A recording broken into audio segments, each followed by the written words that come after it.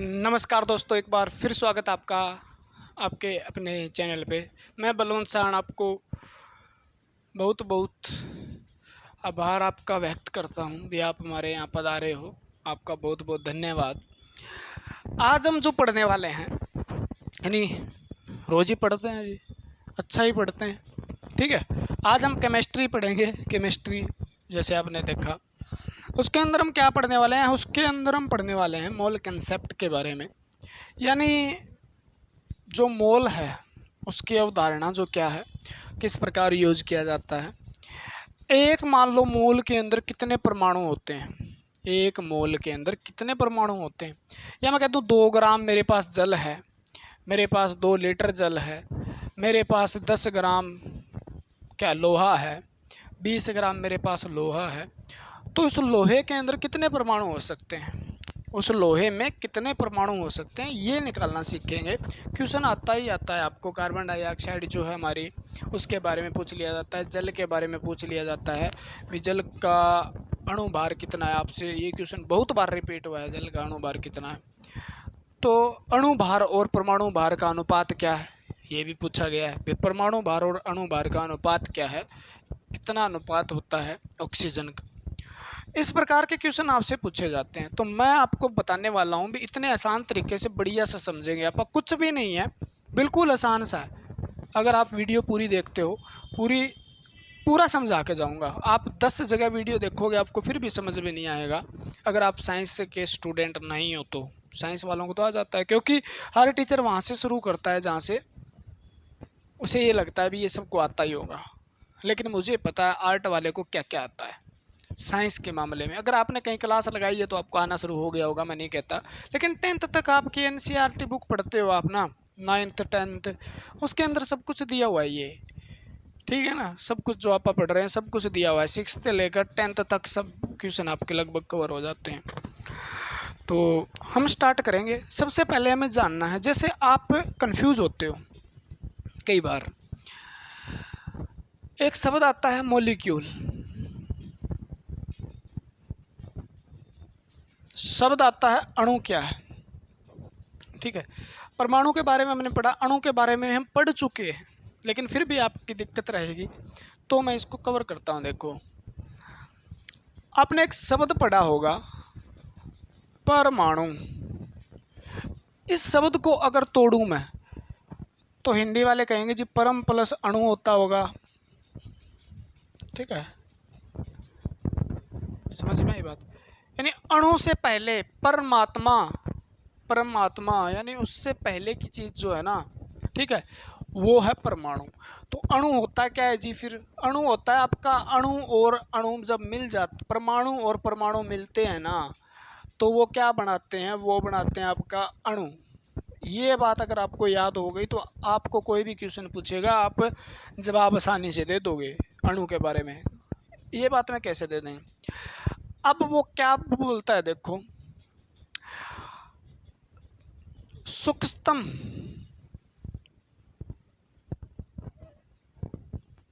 पदार्थ का वह सूक्ष्मतम कण जो स्वतंत्र अवस्था में रह सकता है, फ्री रह सकता है, फ्री स्टेज में रह सकता है। आंसर दे दोगे आप। आपको जी परमाणु भी तो सूक्ष्मतम ही बताया था, स्मॉलेस्ट पार्टिकल बताया था। ओहो, पर लेकिन उसके आगे एक बात आपने नहीं सुनी थी, अगर आपके ध्यान में हो तो। परमाणु वह सूक्ष्मतम कण है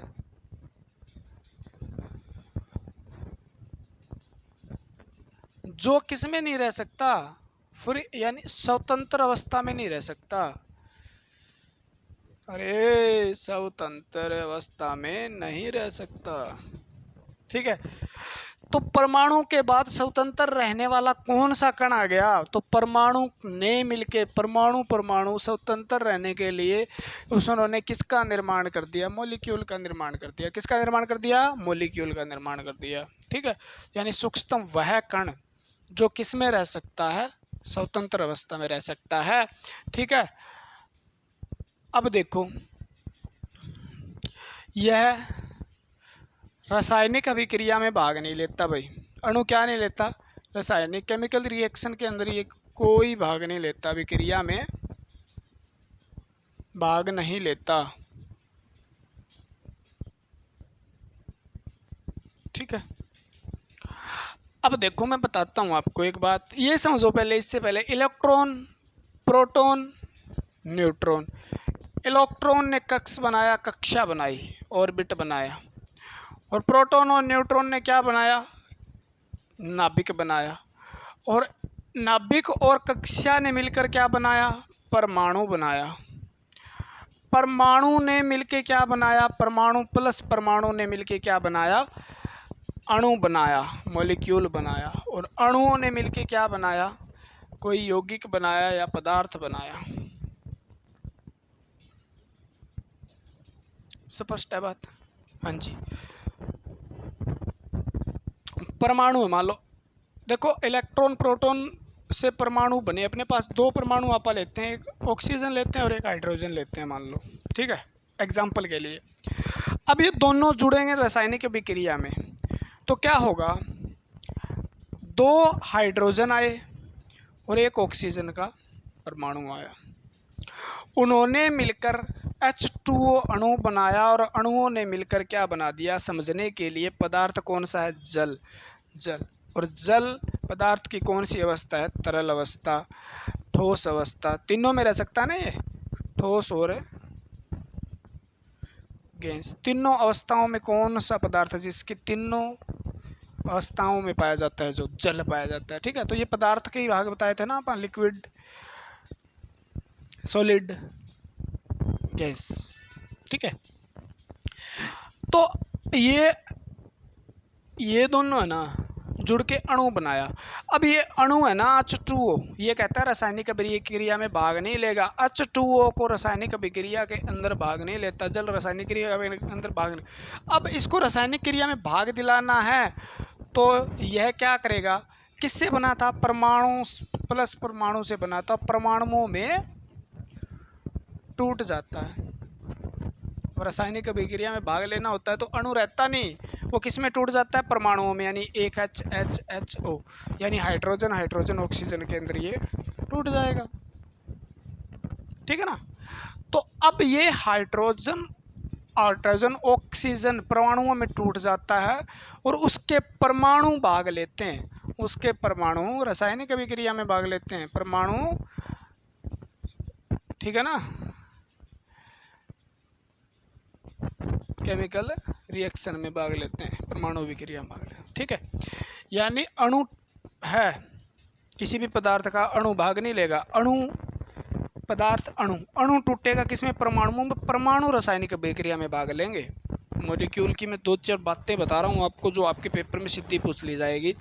क्या अणु रासायनिक अभिक्रिया में भाग लेता है, नहीं। ठीक है, क्या लेता है, नहीं। सूक्ष्मतम कण कौन सा है जो स्वतंत्र अवस्था में पाया जाता है, अणु, परमाणु। ऑप्शन में दोनों है, तो आपको किस पे जाना है, अणु पे जाना है। दोनों है, चाहे एक हो चाहे दोनों, हमें मतलब क्या है, क्योंकि ये चीज़ तो सत्य है, अणु। स्वतंत्र नहीं वो सूक्ष्मतम कण, तो उत्तर परमाणु है ना, क्योंकि अणु परमाणु से बड़ा है। ईंट से दीवार बड़ी होती है, ठीक है ना, समझ में आई बात। मैं कह दूं कोई मिट्टी है, मिट्टी से ईंट बनी, तो मिट्टी से ईंट बड़ी है, समझ में आई बात। यानी ईंट जो है उसके टुकड़े मिट्टी के टुकड़ों से बड़े होंगे, और फिर ईंट ने क्या बनाया, एक दीवार बनाई, तो मैं कह दूं भी दीवार पदार्थ है, ईंट क्या है, अणु है, और मिट्टी है परमाणु। तो कौन सा बड़ा हुआ, आप कहोगे जी परमाणु, पदार्थ, ईंट, तो अणु बड़ा हुआ, अणु बड़ा हुआ क्योंकि ईंट बड़ा हुआ किससे, मिट्टी से, तो परमाणु से अणु बड़ा होता है। ठीक है, क्लियर हुई बात है ना, क्योंकि परमाणुओं से बनता है, मिट्टी से ईंट बनती है, ईंटों से दीवार बनती है, दीवारों से घर बनता है। ठीक है, घरों से कॉलोनी बनती है, और कॉलोनी से गांव बनता है, और गांव से ब्लॉक बनता है, आपको पता हो तो। ब्लॉक से डिस्ट्रिक्ट बनता है, डिस्ट्रिक्ट से स्टेट बनता है, स्टेट से आपका क्या बनता है, आपको जी देश बनता है। ठीक है, और देशों से महाद्वीप बनते हैं, महाद्वीपों से संसार बनता है। संसार, ठीक है ना। ये बात क्लियर हो गई जी हमारी। अब ये बात अगर क्लियर हो गई, एक बात और याद करना है आपको। क्या करनी है जी? एक बात और याद करें, बस अणु खत्म। एक बात क्या याद करनी है? जैसे मैं ये कह दूं, अपन ने एक बात पढ़ी थी पीछे, परमाणु जो है ना, किसी भी तत्व जो हैं उसके अंदर जो परमाणु पाए जाते हैं उनके सभी के गुण समान गुण होते हैं, समान गुण होते हैं। मैं कह दूं, अगर किसी लोहे के अंदर, मान लो लोहे के अंदर लोहे के परमाणु है ना, वो सभी जितने भी परमाणु होंगे वो समान गुण वाले होंगे, क्योंकि लोहे के परमाणु जो हैं, ठीक है, वो लोहा क्या है, एक तत्व हो गया, उसके अंदर सभी परमाणु समान गुण वाले होंगे। उसी प्रकार क्या कहता है ये, पदार्थ के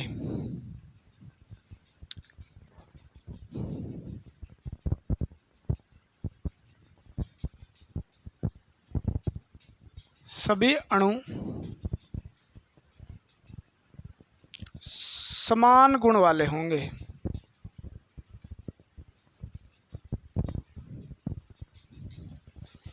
यहाँ पे अणु की बात हो रही है, यहाँ पे परमाणु की बात हो रही है। तत्व के अंदर परमाणु है, उसके समान गुण होता है। तो उसी प्रकार किसी भी अणु से मिलकर पदार्थ बना, और पदार्थ के सभी अणु जो है वो समान गुण वाले होते हैं। जैसे एग्जाम्पल फिर जल लेते हैं, क्योंकि समझना है हमें।